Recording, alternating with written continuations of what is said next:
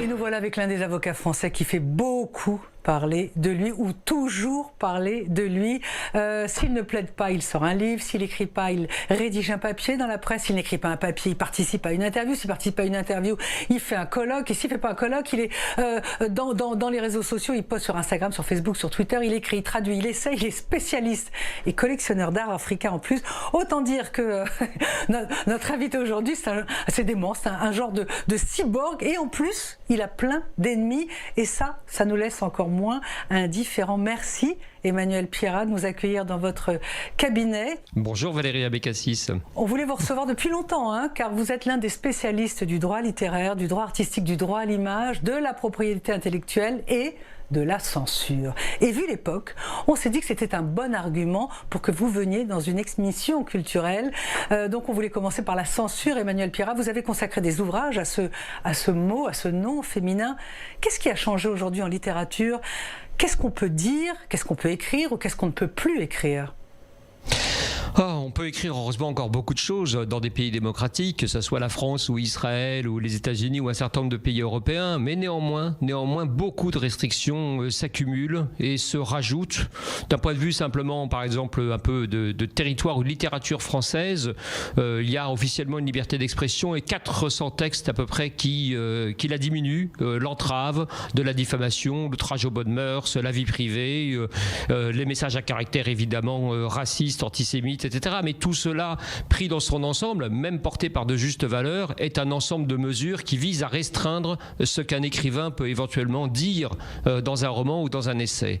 Est-ce que depuis Baudelaire ou Flaubert, je prends deux exemples, est-ce qu'il y a des thématiques, des mots, des personnes dont on ne peut plus parler aujourd'hui?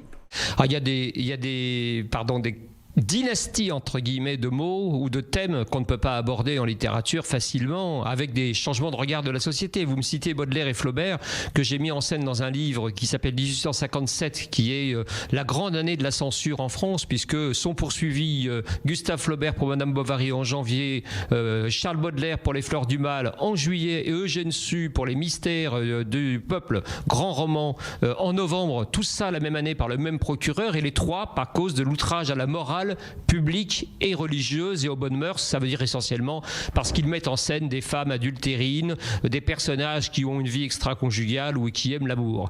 Ce thème d'outrage aux bonnes mœurs, aujourd'hui, il prend une autre dimension. Évidemment, il y a toujours une censure sur ce qu'on pourrait considérer comme les mauvaises mœurs, mais il y a aussi un regard nouveau. Auparavant, on rejetait, par exemple, on réprimait l'homosexualité mise en valeur dans un livre. Aujourd'hui, on réprimerait les propos homophobes. Vous voyez, donc il y a un renversement de situation, mais néanmoins les mêmes préoccupations qui sont notamment la sexualité, notamment les questions politiques, notamment, on va dire aussi les affaires religieuses. Mais Emmanuel Pierrat, qu'est-ce qui fait qu'un artiste ou un auteur est condamné ou pas? Quand est-ce que le réel il est condamnable? Pourquoi par exemple un personnage d'un livre de Christine Angot ou de Raphaël Enthoven porte-t-il plainte? Et pourquoi, à contrario, les personnages de filles de Camille Laurence, ils n'ont rien dit? Alors d'abord, il y a toujours une relecture juridique désormais par un avocat. Souvent moi, et on est 2 ou 3 à peu près dans Paris à faire cette spécialité particulière qui est de relire toute la rentrée littéraire, tous les romans pratiquement qui sortent, et de les éplucher, de les caviarder ou de proposer, de dire les passages qui pourraient poser problème. Après, les éditeurs et les auteurs choisissent en conscience de passer outre nos recommandations ou de les prendre en compte si le risque judiciaire est trop grave de condamnation. Si vous avez une pichenette au tribunal et que ça fait de la publicité au livre, vous prenez le risque.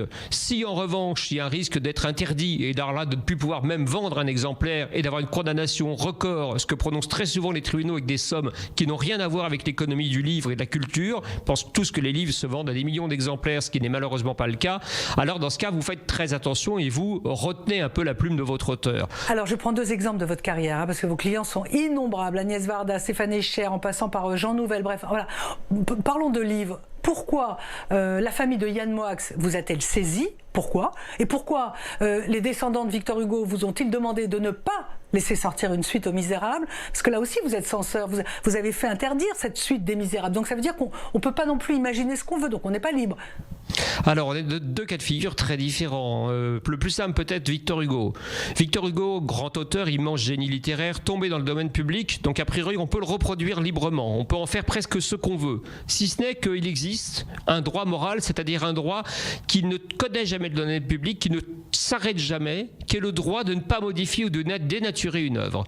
Et les héritiers de Victor Hugo que j'ai représentés sont très soucieux des prescriptions que Victor Hugo avait données, parce que c'est le grand auteur qui est l'auteur, le rédacteur du premier traité international sur le droit d'auteur.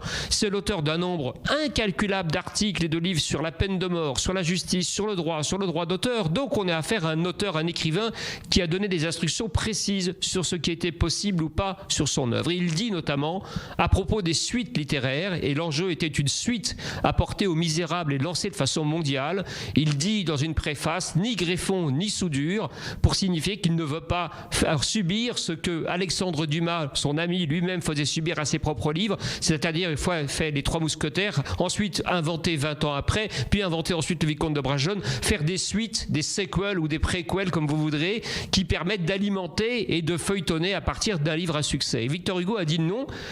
L'affaire Yann Moix, elle est très différente. Si vous me permettez une seconde, même si je suis toujours trop long, évidemment, comme tous les avocats qui répondent à une journaliste ou à une présidente de tribunal.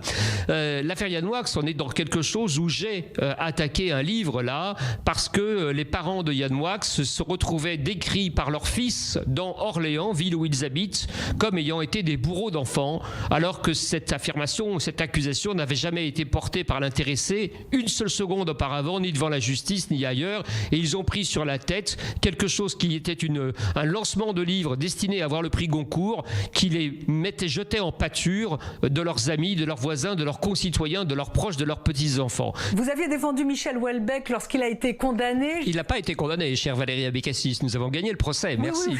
Oui, vous avez gagné. Je voulais dire lorsqu'il a été poursuivi. Pardon. Voilà, oui. Oui, c'est ça. Merci. Merci de m'attribuer quand même quelques mérites. Merci. Donc pour avoir insulté l'islam dans une interview, c'était au magazine Lire, donc l'islam est une religion de cons, avait-il dit. Est-ce que cela pourrait se redire aujourd'hui ? Nous avons eu, à l'époque, il y a eu 400 journalistes dans la salle d'audience et Al Jazeera et CNN filmaient l'entrée du tribunal à longueur de journée. La pression était déjà très forte. Aujourd'hui, je pense qu'elle serait intenable. C'est-à-dire qu'avoir les mêmes propos et le même débat terminerait dans un pugilat sur Twitter, dans des tentatives de meurtre chaque seconde. Nous avions eu une protection policière.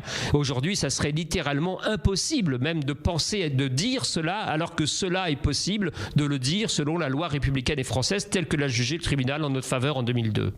Et est-ce qu'on peut évoquer l'autocensure pour ne pas blesser justement ?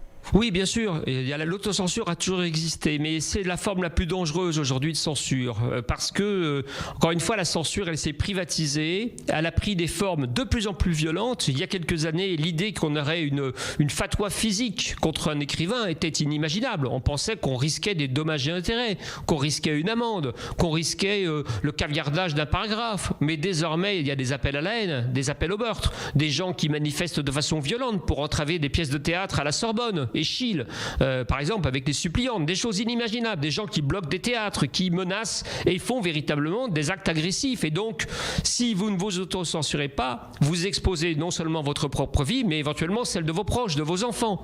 Moi, j'ai aujourd'hui des clients artistes, écrivains, qui ont peur que leurs enfants à l'école soient pris à partie et tapés, frappés, en raison de la fiction qu'ils ont envie d'imaginer et dans lesquelles ils veulent éventuellement malmener des personnages, une partie de la population, non pas pour la stigmatiser, mais pour la mettre en scène.